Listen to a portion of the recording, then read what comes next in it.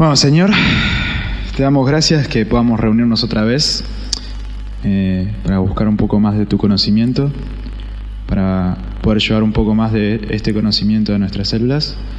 Te pido que por favor estés bendiciendo a Samuel para que él nos pueda bendecir a nosotros, para que nosotros podamos bendecir a otros y a vos, Dios.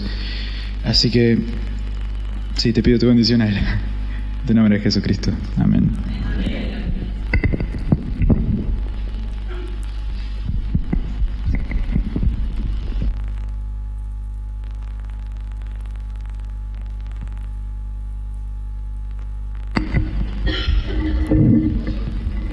Muy bien. Buenas tardes. De veras que esta mañana, cuando empecé, no tuve una palabra de gratitud como debiera ser para el liderazgo de ABUA que me ha invitado a este evento.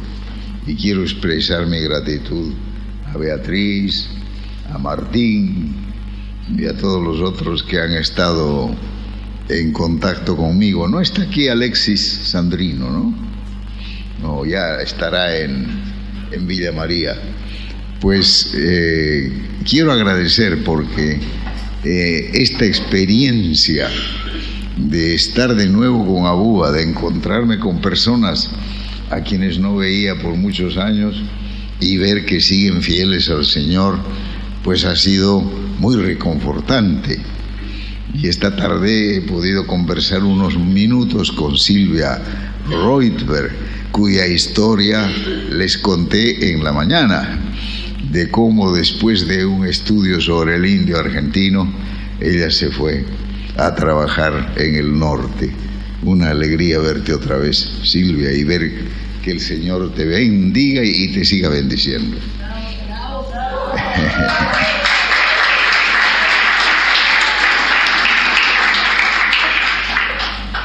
El esquema que me dieron para las presentaciones era del pasado, del presente y del futuro. Y entonces hoy vamos a hablar un poco de vivir el presente en dependencia del Señor, claro está. Me ha encantado escuchar los himnos que han cantado ustedes. Ninguno lo conozco, a ninguno lo conozco, pero hay uno que tiene todas esas notas menores de la música andina. Qué bonito, qué bonito. Y damos gracias al Señor de que con ritmos y músicas de las más diferentes culturas podemos rendir culto al Señor. De modo que ha sido ya esta primera parte de canto, ha sido una bendición. Ahora vamos a pensar un poco en algo que empezamos a pensar esta mañana: los frutos del proceso histórico de ABUA. Algunos de los frutos del proceso histórico. La forja de un pensamiento a partir de la vivencia de la fe, alimentada por las disciplinas espirituales aprendidas en el hogar y el grupo estudiantil. He utilizado a propósito la palabra forja, porque la palabra forja nos hace pensar en cómo se forja el hierro, ¿no? Cómo se trabaja para darle forma y trabajarlo. Y realmente el pensamiento, un pensamiento evangélico que realmente tenga pertinencia, se forja, se va formando. Uno, a partir de lecturas, de conversaciones, va formando un pensamiento. Y entonces da mucho gusto ver a Editoriales Certeza con todas las cosas escritas por personas que son de diferentes etapas de ABUA. Y también Kairos, que ha publicado cosas de diversos momentos de ABUA. Eso no había cuando empezaba ABUA. Buscábamos un pensamiento que nos pudiera servir para comunicar el Evangelio en la universidad, y no había. Empezábamos la aventura de tratar de comunicar y que se nos escuchase. De modo que el hecho de que existe ahora estos libros que son un producto de la forja de un pensamiento es una bendición. En ese sentido, ustedes son una generación que ya puede disfrutar de las bendiciones del pasado, del proceso que ha venido hasta aquí. Luego está la comunicación del Evangelio y la invitación a aceptarlo, porque evidentemente en algunas de las universidades que ustedes representan, el grupo de ustedes es posiblemente la primera vez que se oye una voz evangélica como tal en la universidad. Y eso es parte importante de nuestra vocación. Para eso nos reunimos, para eso nos juntamos, para eso cantamos juntos, para eso oramos, para poder comunicar el Evangelio y la invitación a aceptarlo. Luego está el hecho de que la reflexión está modelada por la palabra, y en la palabra vamos profundizando. Siempre pongo el ejemplo de que cuando uno lee la historia del hijo pródigo y uno es hijo, la lee diferente de cuando es padre que tiene hijos. O sea que uno ve con más profundidad la palabra. Entonces, no solamente nos informamos, adquirimos nueva información, sino también una comprensión más profunda, que es importante para la comunicación del Evangelio. Y algunos de estos libros que he mencionado y que se escriben, que son parte de ese pensamiento que se ha forjado, pues son libros escritos por personas que tienen excelencia profesional.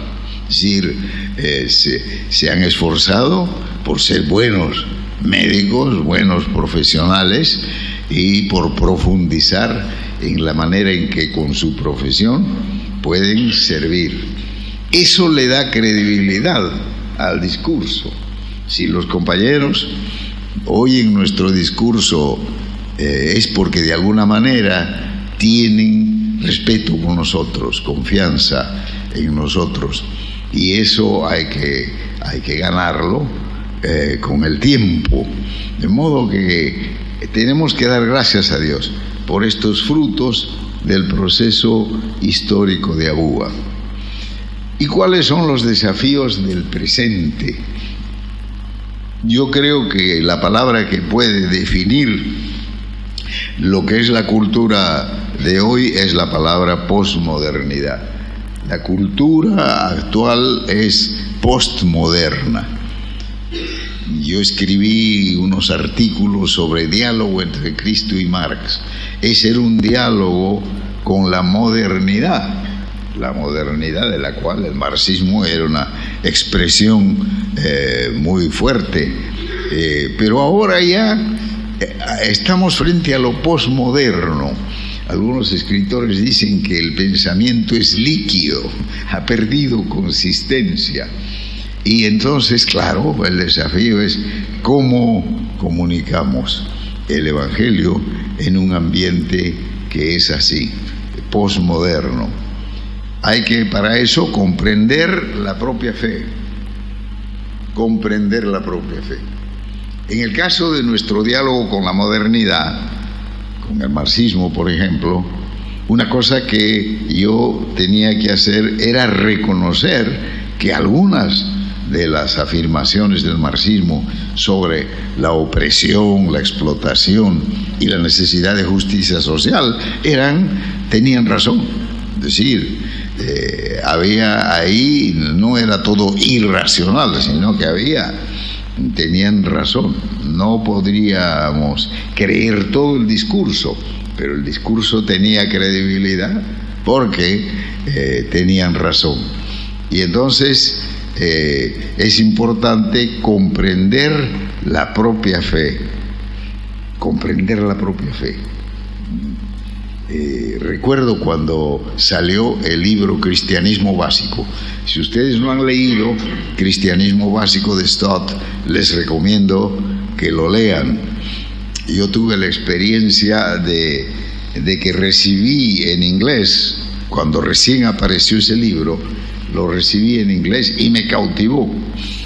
Resulta que estaba en ese momento viajando del Ecuador a Colombia, y la carretera era empedrada, era con adoquines, de modo que el bus saltaba, pero estaba tan interesante lo que decía Stott que yo seguía leyendo, ¿no? Seguía leyendo a pesar de aquello. Sigue siendo importante Stott porque nos ayuda con una presentación razonable, clara y completa, basada en la Biblia.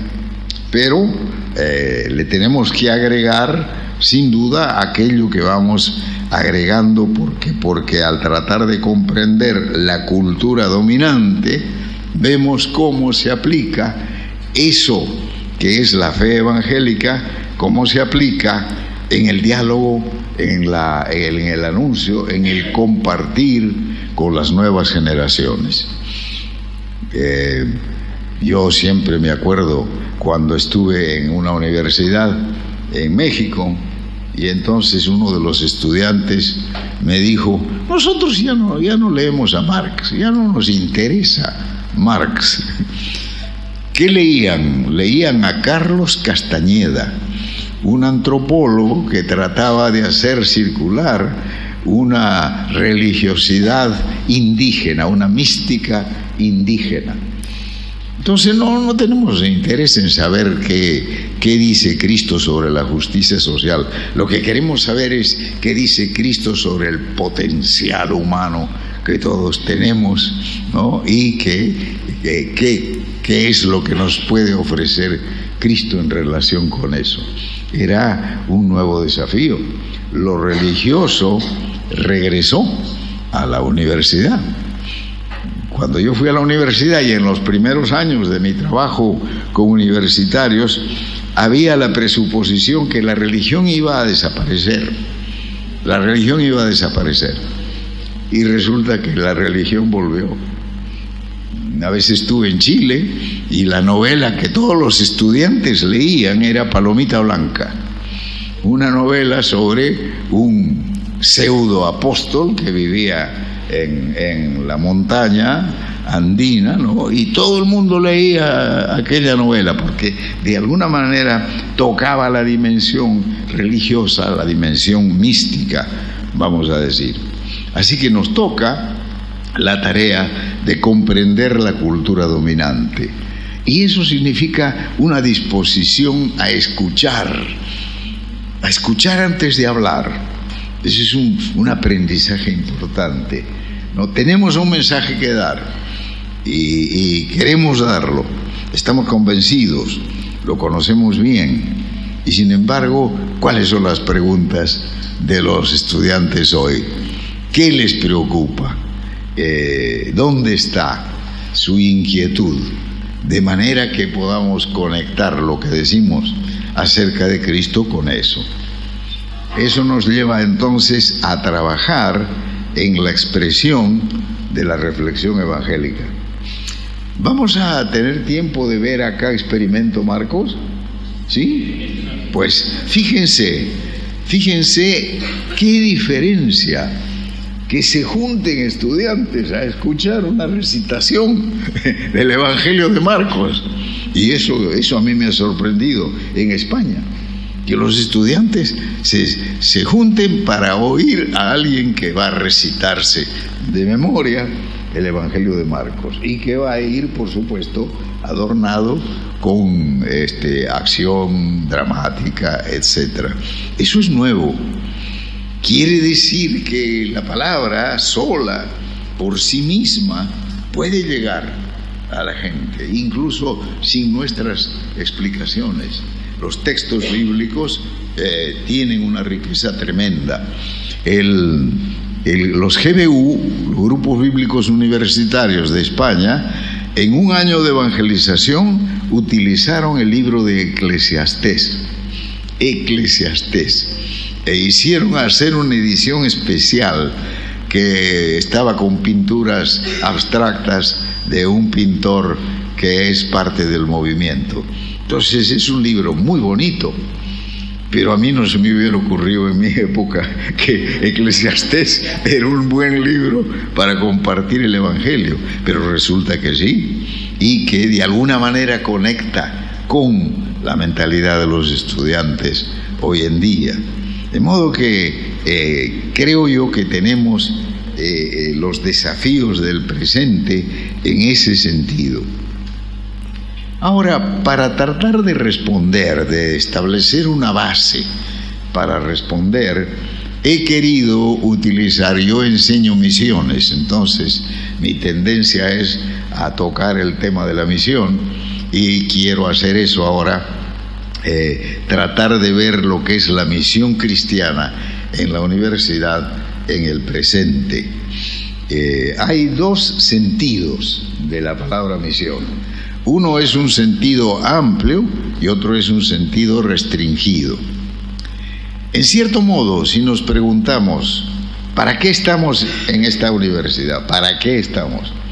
Nos estamos preguntando sobre la misión. La iglesia también, ¿para qué estamos en este barrio? Nos estamos preguntando sobre la misión. Lo que pasa es que a veces la gente únicamente entiende como misión el envío de personas a otros países a cruzar fronteras, a aprender otras lenguas para comunicar el Evangelio. Pero creo yo que necesitamos recuperar el sentido amplio del término misión y luego intentaremos aplicarlo a la realidad universitaria. Hay un pasaje que en ese sentido nos puede resultar fundacional para entender la misión en su sentido amplio. Está en Hechos 2, versículos 41 y 42. En realidad, toda esa sección de Hechos, al final del capítulo 2, toca lo que podríamos llamar la misión de la iglesia. Yo recuerdo que en la vieja versión Reina Valera decía perseveraban, como en esta, y perseveraban en la doctrina de los apóstoles, en la comunión, en el partimiento del pan y en las oraciones. ¿Qué versiones tienen ustedes ahí que son un poco diferentes? Hechos 2, 42.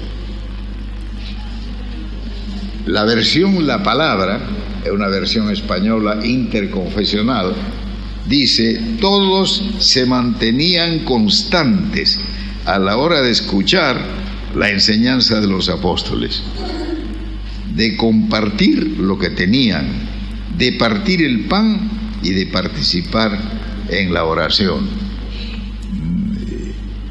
Esa es una descripción, me parece, con los versículos que le anteceden y los que siguen, de lo que sería un concepto amplio de misión.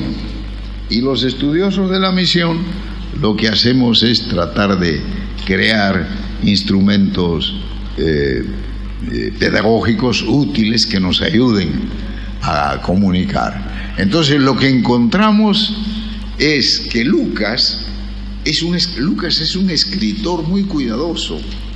En el libro de Hechos, de cuando en cuando ofrece, por así decirlo, un resumen de lo que luego va a explicar. En Hechos ustedes van a encontrar que 6 veces hay la expresión "y el Señor añadía cada día a los que habían de ser salvos". O sea que es como si hubiera pensado en 6 etapas. Y me gusta prestar atención al estilo de Lucas. Y en este caso, él nos va a mostrar cómo era que la iglesia entendió y cumplió su misión, pero empieza ofreciéndonos este resumen. Y fíjense los elementos que hay en este resumen. Está el anuncio de la palabra y la doctrina o enseñanza de los apóstoles. Está la predicación como la que ha hecho Pedro justo antes de Pentecostés, y está la enseñanza, que ya es más periódica, seguida, sistemática, ¿no? Están esas dos cosas, y la clave es el contenido, el querigma. Los estudiosos de la misión usan estos términos griegos porque son más precisos. Si se dice predicación o enseñanza, no se dice todo lo que dice el término querigma, que es el contenido del Evangelio. Lo segundo que nos dice es que había comunión, es decir, vida en común, unos con otros. Interesante, hay grupos universitarios, el grupo universitario en Cuba se llama Koinonía. Quieren ser una muestra de la koinonía, de la vida en común de los creyentes. No quieren ser ellos una muestra viviente de que es posible una comunidad donde convivan judíos y gentiles, para empezar. Porque la Iglesia tuvo pronto que tratar este tema de las diferencias. Recuerdan ustedes que el primer problema serio que se le presenta, por el primer problema pastoral, en el capítulo 6, ¿se acuerdan de qué trata el capítulo 6 de Hechos?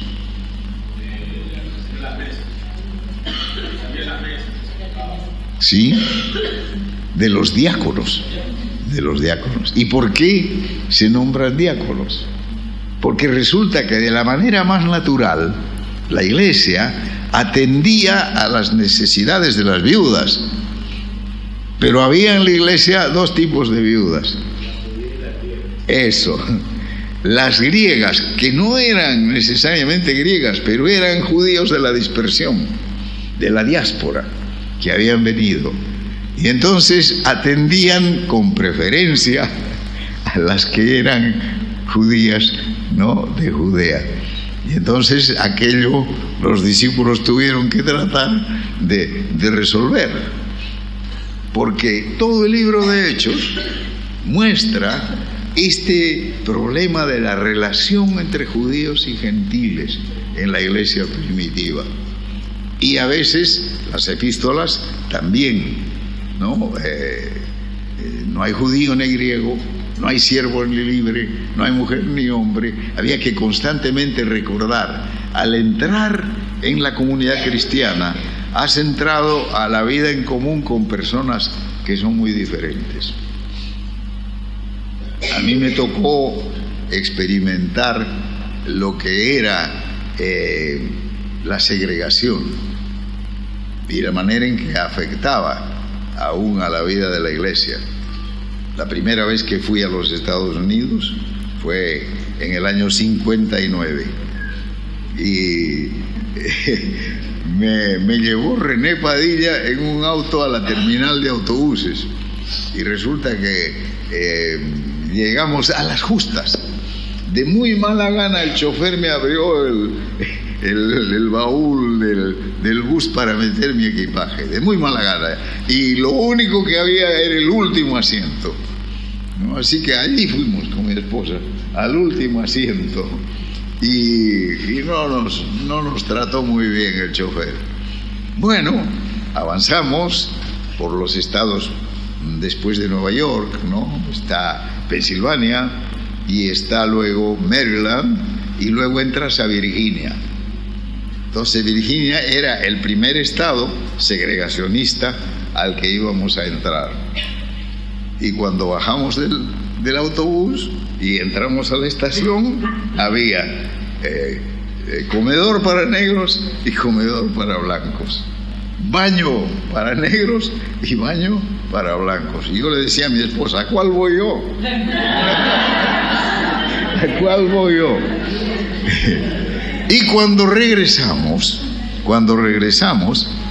con mucha amabilidad, este chofer, que nos había tratado mal, nos dijo, se pueden sentar acá adelante ahora.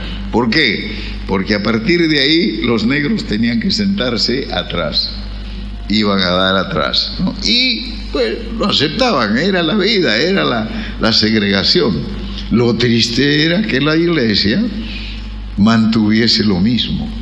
O sea, que en las iglesias se mantuviese la segregación.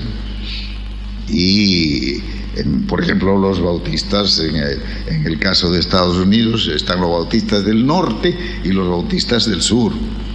Los del norte, la zona industrial de los Estados Unidos, evolucionaron más rápido a acabar con la esclavitud.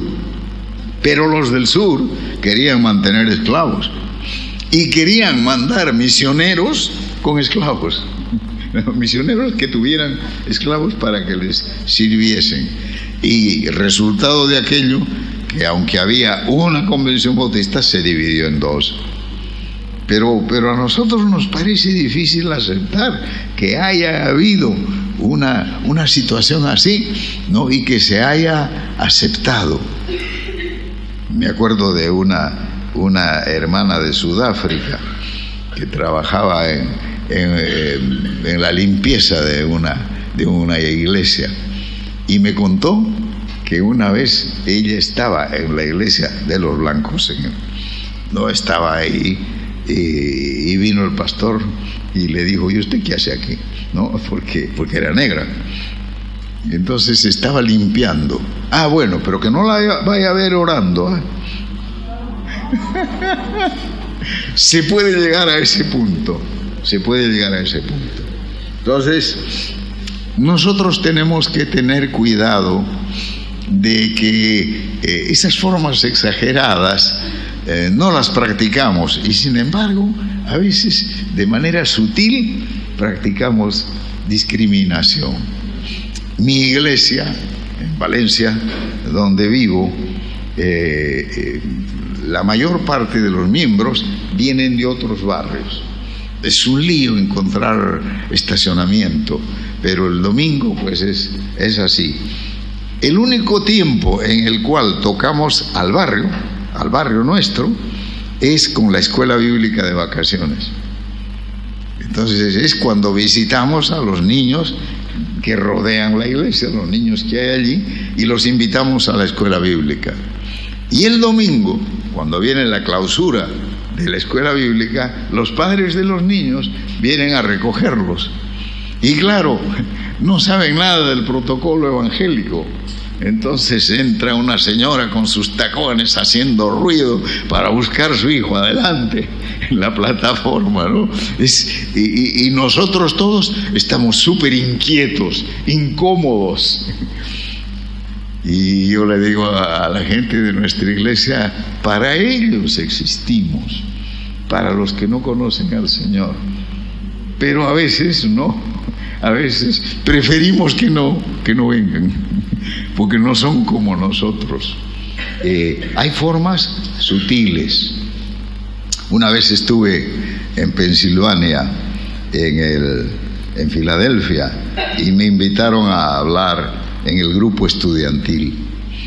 Y el grupo estudiantil estaba en la Universidad de Filadelfia, estaba pasando por un momento de crisis de relación entre blancos y negros, ¿no? Un momento que de cuando en cuando a veces se suele dar. Así que los miembros del grupo estudiantil decidieron que una vez por semana almorzarían juntos, ¿no?, blancos y negros, en el patio de la universidad, justo cuando había una división, una confrontación. Y aquello fue un testimonio bueno, porque la gente se detenía a mirar eso, ¿no? Y no era fácil, pero gracias a Dios, la comunión. Entonces, una parte importante de la misión es esa vida de comunión. Y tenemos que darnos cuenta que para algunos es la parte más importante de la vida de la iglesia. No, una vez yo era pastor en el Perú, y un día salió una hermana al final, una hermana que era muy linda, tenía su puesto en el mercado y era muy generosa y buena, y me dice: pastor, qué lindo ha estado el culto, qué lindo ha estado, el Señor me ha bendecido mucho. Y entonces yo, con un poco de malicia, le digo: ¿y de qué prediqué, hermana? Y me dice, ay, pastor, no me acuerdo. Pero el culto estuvo lindo. Y es que para algunos el culto no es únicamente el sermón, a ellos les alimenta, les ayuda el cántico unidos, la oración unidos, el ser parte de un grupo. Una de las razones por las que han crecido en América Latina las iglesias evangélicas en las grandes ciudades, especialmente las pentecostales, es que este crecimiento empezó en la época en que había un abandono del campo y un movimiento hacia la ciudad, la migración hacia la ciudad. Y entonces estaban las personas que en su pueblo eran alguien, pero llegan a la ciudad y ahí son don nadie. Nadie les conoce, nadie les respeta, etcétera, ¿no? Y entonces, qué tremendo cuando pueden pasar frente a una iglesia donde les invitan a entrar y les tratan bien, le preguntan su nombre, después el pastor los saluda, lo cual vence el anonimato de la ciudad, que es una problemática seria en el mundo urbano, ¿no? Entonces, una de las razones por las que crecían las iglesias en las ciudades en América Latina era que representaban una alternativa en cuanto a ser parte de un grupo, sentirse parte de una comunidad. Y luego se menciona en el pasaje de Hechos el bautismo, el partimiento del pan, las oraciones, lo que llamamos liturgia. Yo he ido aprendiendo, quizás con lentitud, qué significativo puede ser el partimiento del pan. Y eso lo he visto en las iglesias de los hermanos, las asambleas de hermanos en España. Me acuerdo, era un momento, el partimiento del pan era un momento así de conmovedor para algunos. Uno veía la solemnidad con la que partían el pan, etcétera. Yo estaba un poco más acostumbrado a los bautistas. Bueno, esto se hace una vez por mes y chao. Pero resulta que el partir el pan juntos, recordando lo que significan los elementos, ¿no? Es toda una experiencia. Es una experiencia litúrgica, lo mismo que cantar. En España digo yo que los evangélicos son la gente que más canta. De todos los españoles, los que más cantan son los evangélicos, porque es verdad que el canto juega un papel muy importante. Los católicos no cantan tanto, en algunos lugares sí, pero el canto es importante también. El canto pues nos edifica, es una manera de expresar la fe, el entusiasmo, el respeto que llevamos dentro. Y la oración, no se diga, ¿no? La oración y la oración en común, hecha así de manera espontánea. Puede suceder en un grupo estudiantil que en determinado momento, hablando de las dificultades y qué sé yo, ¿y por qué no oramos? Bueno, oremos. Y entonces ese momento se vuelve un momento litúrgico, en el sentido de que es un momento que nos edifica, nos ayuda. No lo hacemos solo por cumplir, sino que de veras nos construye nuestra fe. Luego está el cuidado mutuo, al cual hace referencia el texto de Hechos un poco más adelante. Y es que de la manera más natural en la iglesia se cuidaba lo que decíamos antes sobre las viudas. No hubo un debate sobre si había que ayudar a las viudas o no, era lo más natural, ayudar a las viudas. Entonces surgió el problema, pero la ayuda a las viudas no se cuestionó, y ese cuidado mutuo es importante. En España el gobierno tiene un programa de alimentos. Hay instituciones, mercados, etcétera, que dan alimentos. Lo que le resulta difícil al gobierno es encontrar voluntarios que los distribuyan. Y en ese sentido las iglesias se han vuelto ámbitos en los cuales se hace ese reparto de alimentos. Así que ustedes van a encontrarse con algunas iglesias donde hay una fila de gente esperando el domingo o otro día para recibir los alimentos que llegan de esa manera. Y claro, no falta quien, además de dar el pan o la harina o el aceite, da una palabrita, y puede ser la forma en que alguien, al ver cómo se ocupan de la necesidad de los demás, se interese en el mensaje, ese cuidado mutuo. Y está el testimonio de vida que nos dice Lucas, que la gente que se admiraba de los cristianos, los miraban y se admiraban, ¿no? Es el testimonio de vida. La palabra que traducimos testimonio es marturia, y de ahí viene mártir.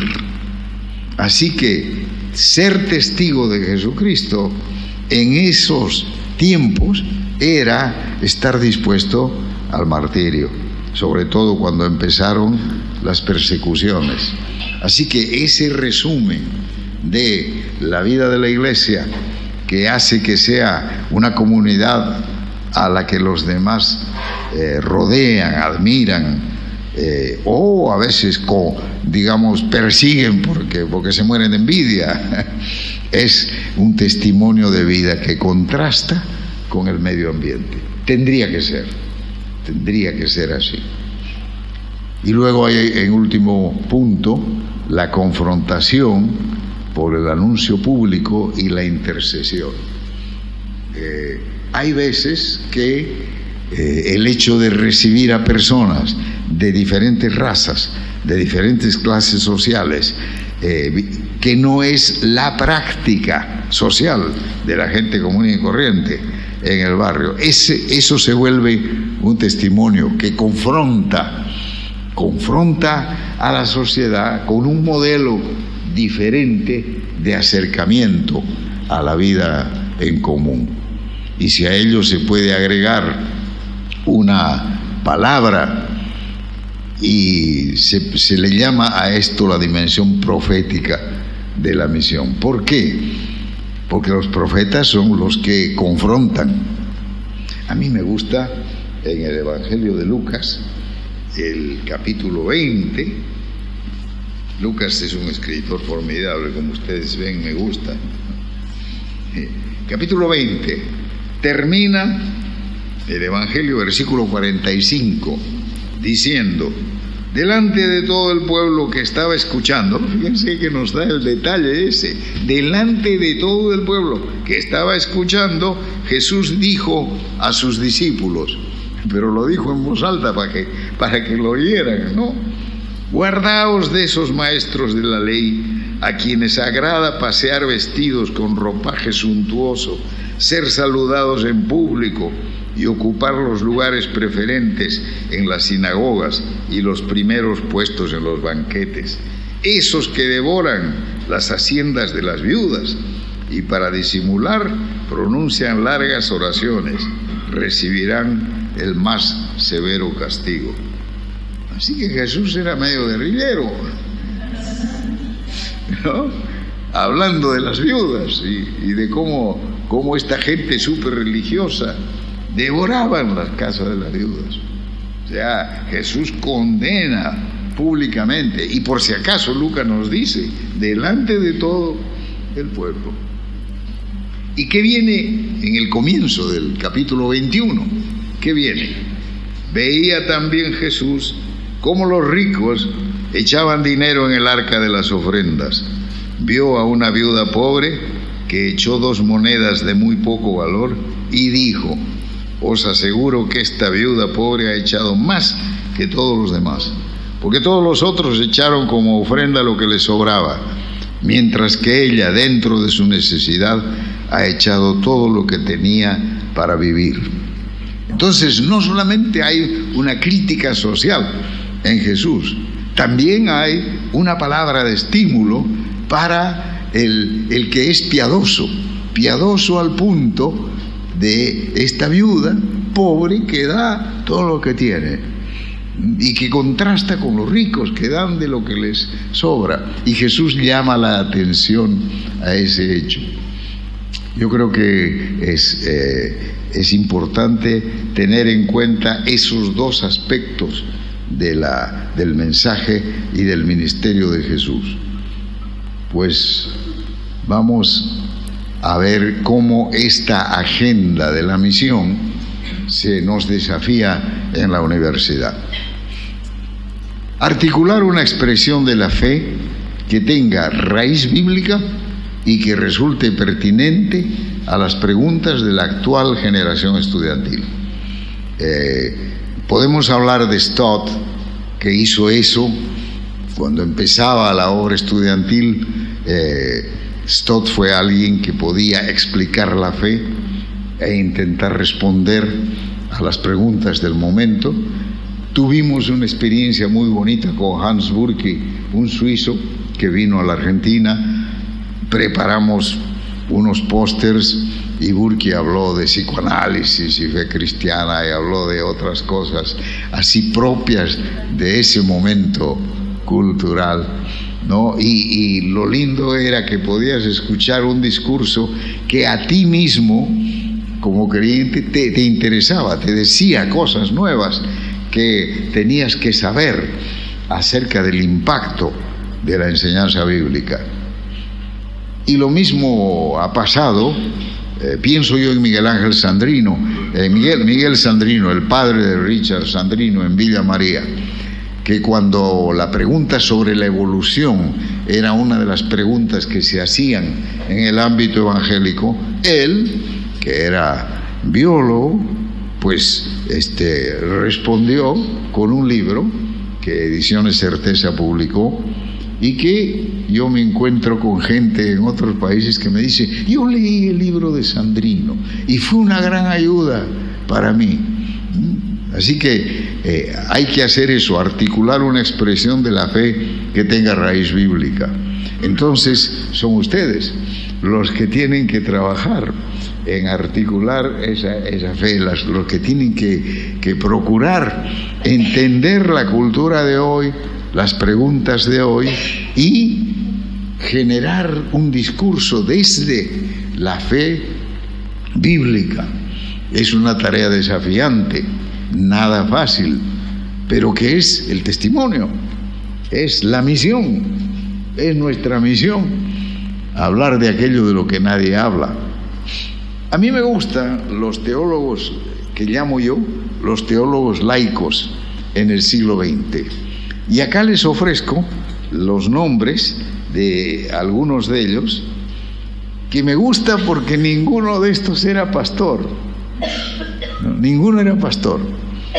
C.S. Lewis era profesor de literatura y autor de novelas, ¿no? Y sin embargo, Lewis escribió, por ejemplo, su libro Cristianismo y nada más, o Mero Cristianismo. Hay dos diferentes traducciones. Es una exposición de la fe cristiana que se puede compartir con una persona que sea intelectualmente, digamos, desarrollada, ¿no? Porque no utiliza lenguaje religioso y sin embargo va dando la respuesta cristiana.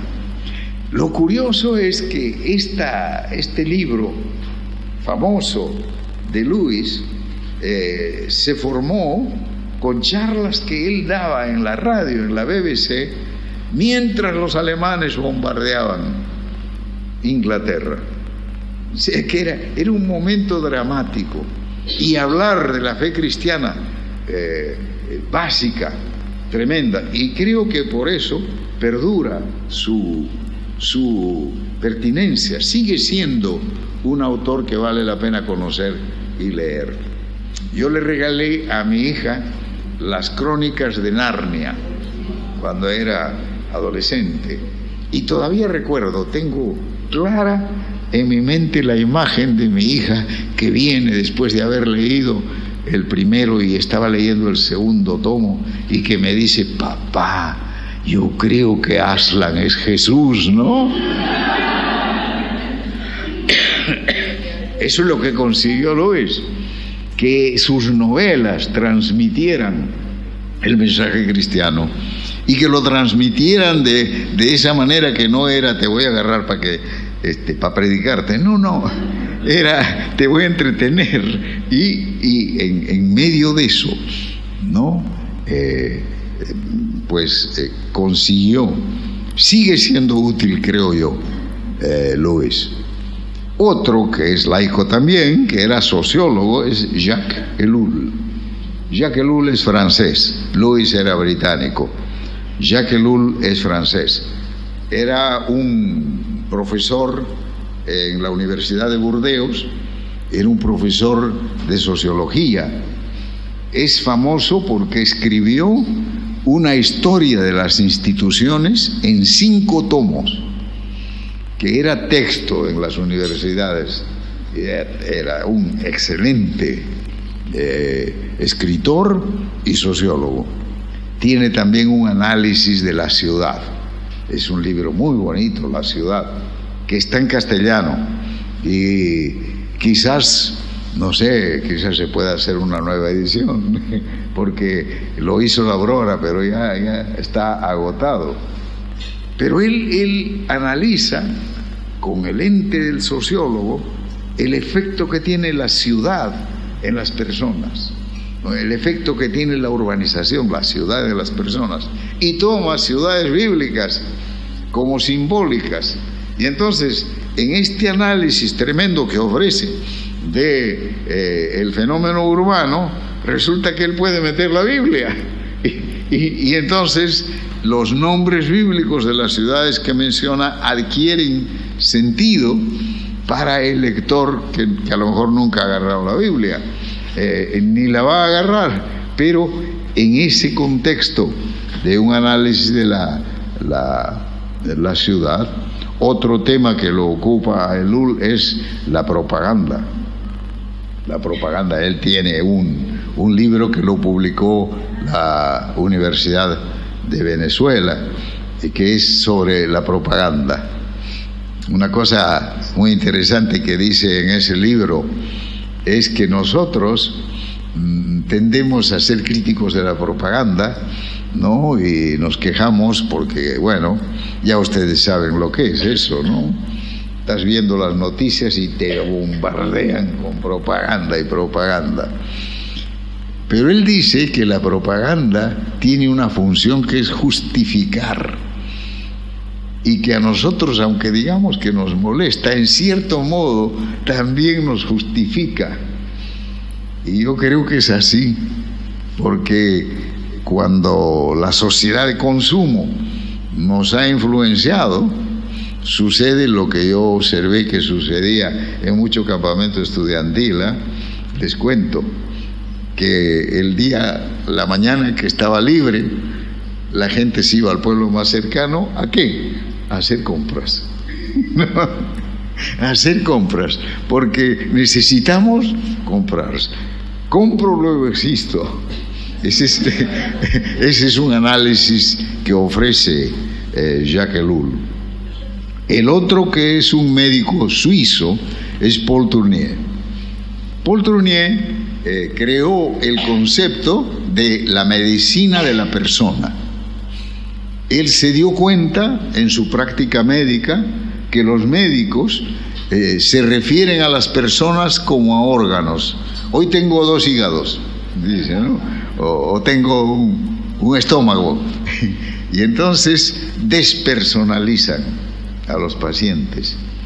Y él decía que la práctica médica tenía que evitar eso, que creó entonces, escribió algunas ideas sobre la medicina de la persona.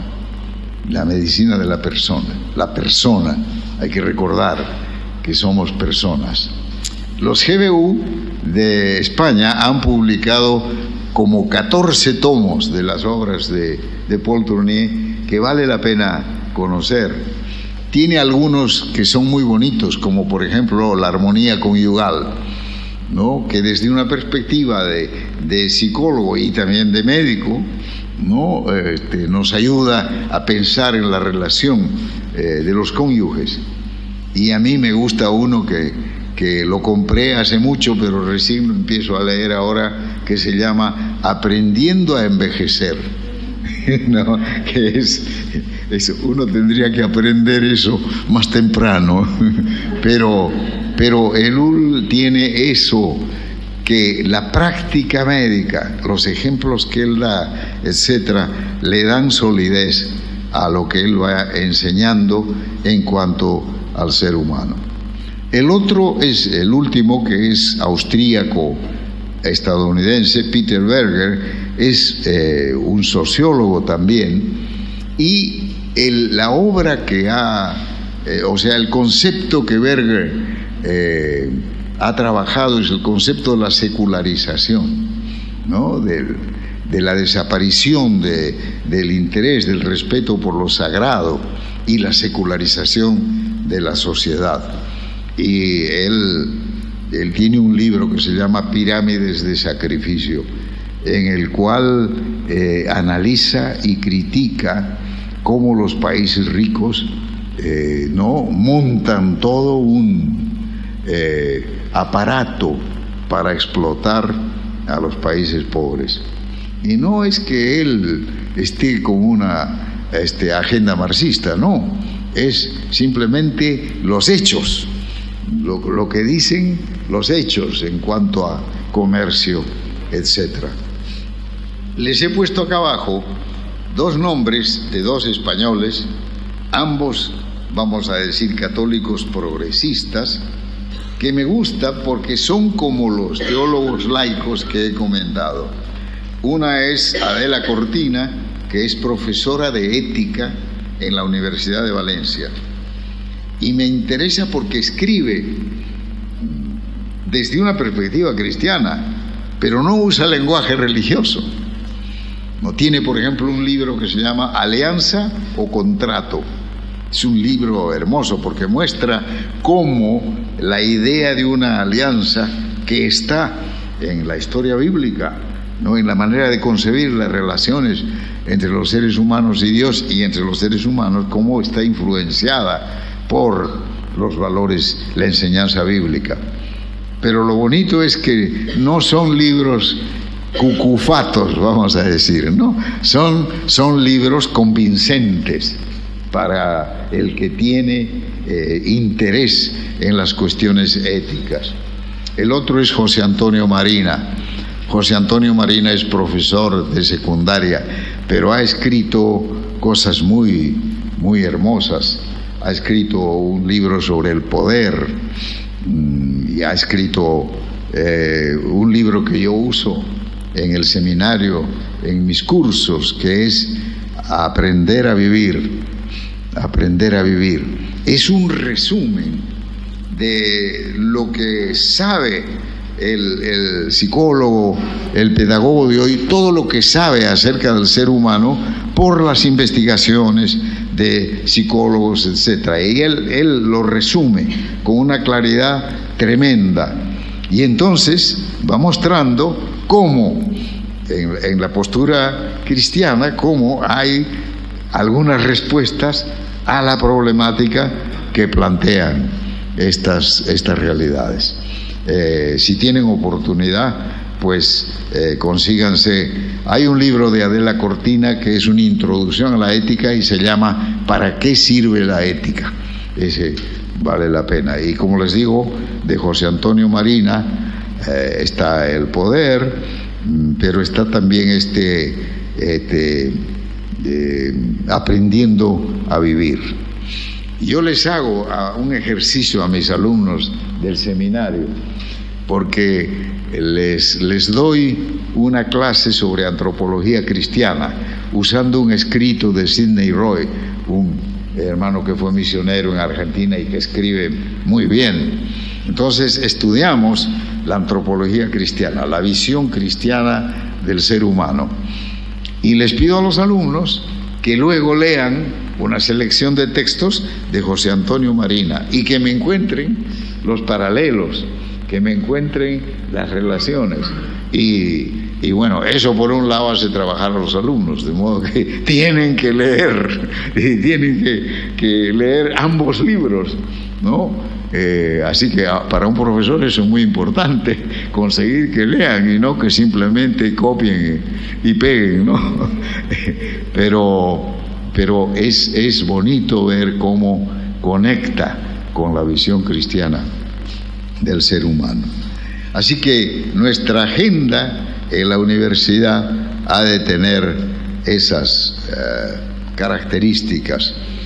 Cultivar en los grupos una calidad de relación que refleje los valores del reino de Dios, la convivencia fraternal, acogedora, abierta, virtuosa. Algunos es eso lo que buscan en el grupo universitario, ¿no? Y hay que ver cuando uno escucha los testimonios, encontré, me recibieron, me siento contento de eso. Ahora, aunque los grupos no son una iglesia, ni deberían sustituir a la iglesia, cosa muy importante, tienen en su vivencia momentos litúrgicos de cántico, de oración, de lectura de la palabra. Y creo yo importante recordar que en la forma en que Lucas presenta aquello en lo que persistían, ¿no? El elemento litúrgico era importante y estaba presente. A ver. Y finalmente está la agenda de misión en la universidad. Prácticas que reflejen el espíritu de servicio en el ámbito de la universidad. Expresiones voluntarias de solidaridad y también de confrontación.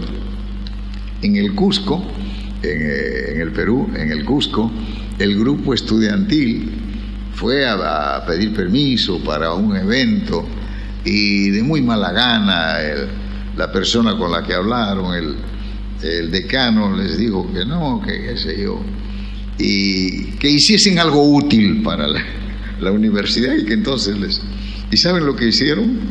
Lavaron los baños, que lamentablemente, como sucede siempre por lo burocrático, pues estaban bastante sucios. Y entonces el grupo no se pasó un día lavando los baños. Aquello lo convenció al decano que este grupo valía la pena. Ya de ahí en adelante estaba abierta la oportunidad.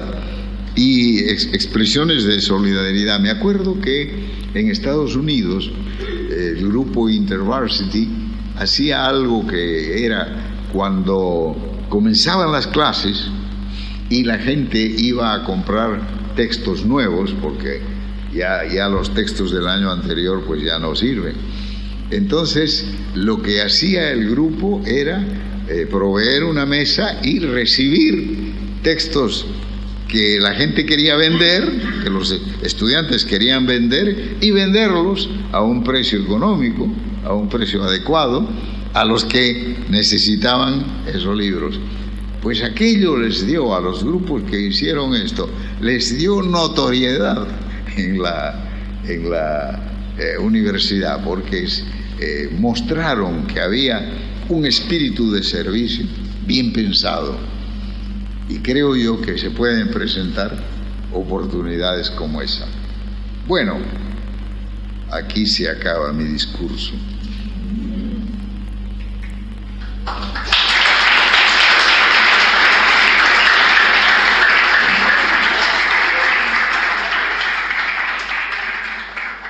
Bueno, chicos, antes de que se vayan...